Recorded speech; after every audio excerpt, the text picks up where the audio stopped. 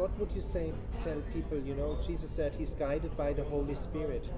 How can we be guided by the Holy Spirit? How can we have that personal relationship?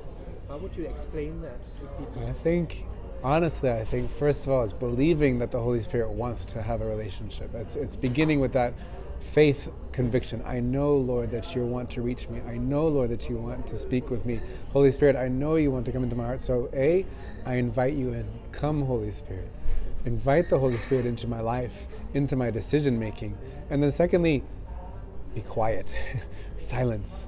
The Holy Spirit wants to speak, but it's like so many stories in the Gospels, in the Bible, he speaks not in the loud noise and the anxiety and the storms. He speaks in the silence when we allow our hearts to be still, when we hang up the cell phone, we get off of Facebook and TikTok for a little while, to listen, to be still. And look, like the washing machine after it goes, it takes a long time for the washing machine to stop. And silence takes a long time.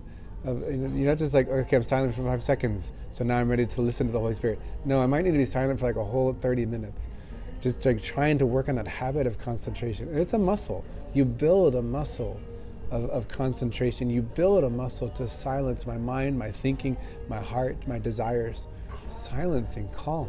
Bringing my whole being to a calm in which I can recognize the movements of the Spirit. And I can discern, okay, this movement is from my pride wanting something, my desire wanting something. This movement is from the Holy Spirit moving me towards something else. So it takes time, but invite the Holy Spirit in, quiet the heart, and then learn over time to discern His voice over others. And what would you tell? I was lately in an environment, not Catholic, or not maybe cultural Catholic. Sure. And they said, oh, Tom, you're hearing voices. Maybe you should go to psychologue. Right. What would you tell these people? I think in general, we do presume that why would God speak to me, or why would God speak to the person next to me? Surely God doesn't speak to us. Mm-hmm. And I think the contrary is true. He's always trying to reach out to us. He does speak to each person a little differently. Mm-hmm. So my experience of God speaking to me may not look like Tom's experience of God speaking to him. But God's always reaching out. God's always going to find a way into your heart. Honestly, I'll be very, very vulnerable. Sometimes I think God speaks to me through movies, because some of the images in movies speak to me very clearly. I'm like, oh, that makes me understand better something about the way Jesus relates to his people.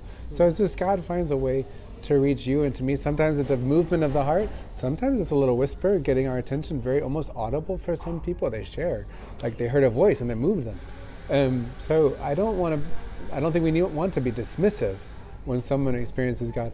I do think St. Paul gives us very good advice. Mm-hmm. Receive everything, test the spirits, discern the spirits. Find someone, if you feel like God's speaking to you in some way, bring that to a priest or bring that to someone who can help guide you in discerning, is this really God's voice for me? Is this some other voice? Is this a voice I don't want to follow? So it's important, I guess, God speaks to us, but he also gives us a church. He gives us priests, clergy, religious sisters and nuns who can help us get to know ourselves and get to recognize correctly the voices and the way God speaks to us. Mm-hmm.